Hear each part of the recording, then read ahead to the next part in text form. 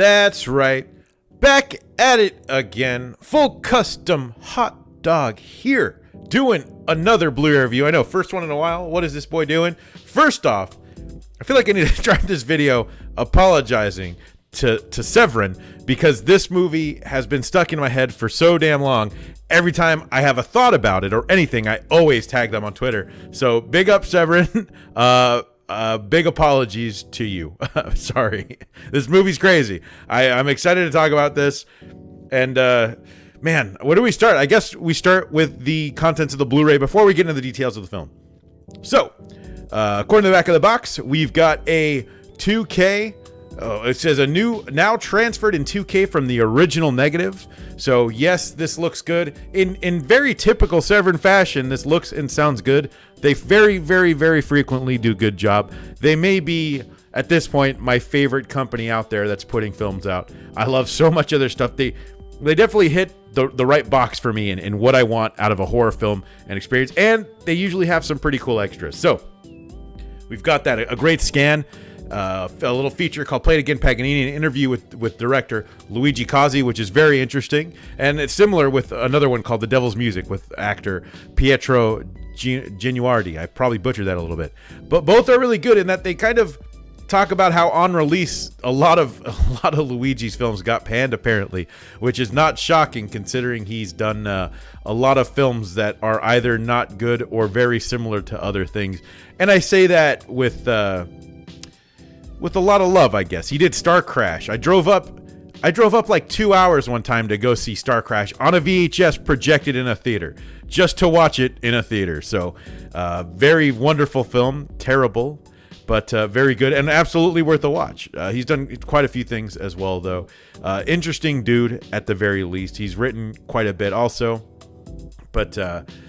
So yeah, you've got some great interviews, deleted scenes, and an alternate ending. The only bummer about these is that there is no English subtitle in those scenes. So it looks like there is a lot of things setting up parts of this film that I don't understand because I don't speak Italian.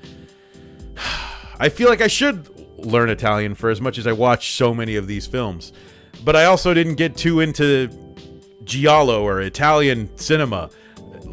This type of Italian cinema until a little bit later in life anyway. So here we are talking about it. Very solid release.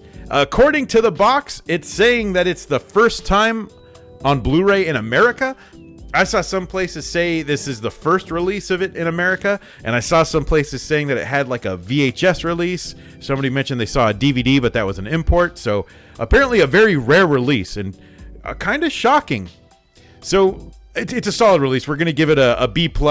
I always want a commentary at least, but B+ or A- because maybe it's because I actually like this film now. And I almost hate myself for saying that. It's very bizarre. Let's talk about this film, though. This is an odd one. I've always had a very weird relationship with these Italian movies. And I say that because during the film, I'm constantly slapping my head and saying, why would you do that? Or what is this? Or what is happening? Very, very frequently. Giallo, I don't even know if you'd call this a giallo. It's such a weird, loose label at this point. It feels like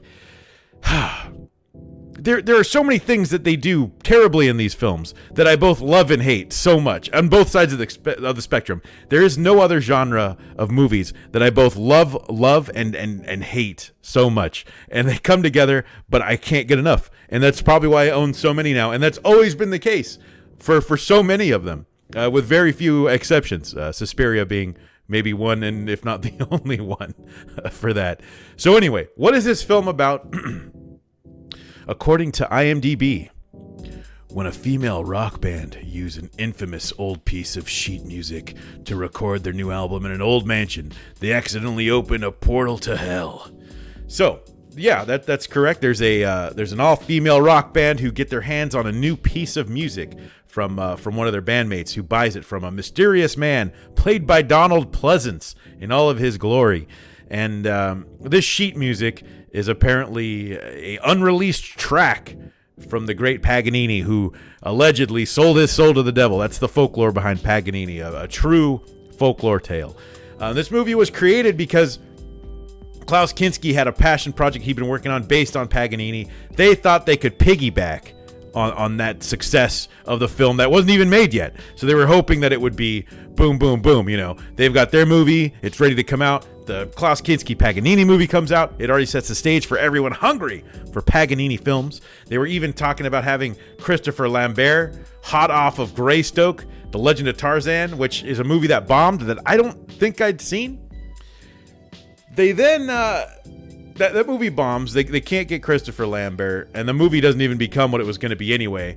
They have a poster commissioned, because back in the day, and this is going to sound weird and stupid because I don't think they do this so much anymore. They used to make the poster first, and then they'd show it, and they'd say, make this a movie. And they do it.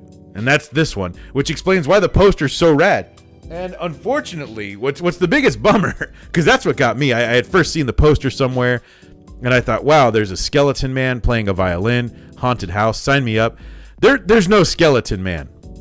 That's the biggest bummer. You get this dude in this mask who's got a golden violin with a knife on it, but he is not as cool as the Skull Man on the cover of the Paganini Horror, because that's an awesome poster.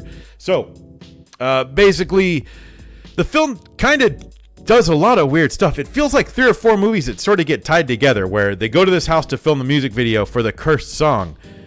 One thing I don't hear enough people talk about is when they play the cursed song on the piano, it's just Twilight by ELO.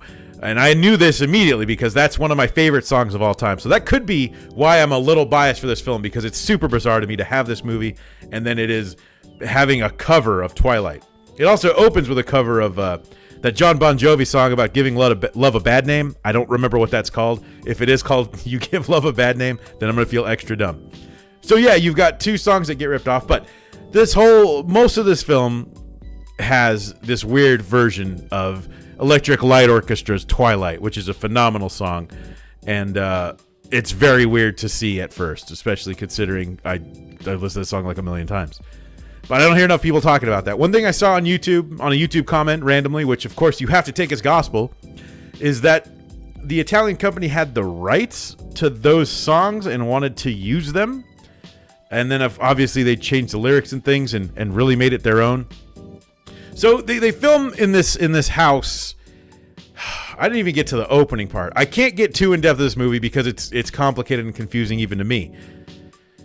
They're filming in this house, and then they're getting attacked sort of by Paganini, and both by magic, which is even weirder because this Paganini can stab people with his awesome violin, but he also does a thing. He uses like weird magic attacks, like he makes someone a muck person and kind of kills them as if you would kill a mime.